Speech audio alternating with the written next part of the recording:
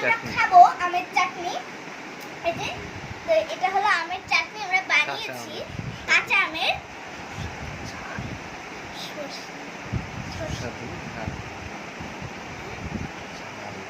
একেবারে ঝাল ঝাল মাখা, একেবারে চাটনি তো ঝাল ঝাল, আমরা ঝাল খেতে খুব পছন্দ করি।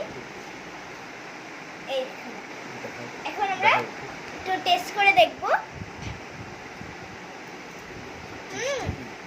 অনেক দারুণ হয়েছে,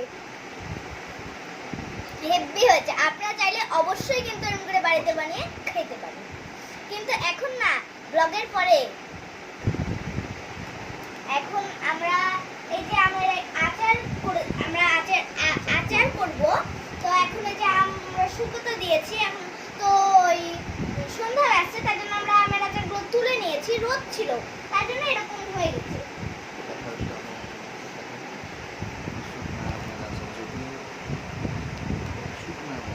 শুকনো আমের আচার করব আমরা। ঠিক আছে, তো ঠিক আছে, ওকে, আল্লাহ হাফেজ। নেক্সট ব্লগে আবার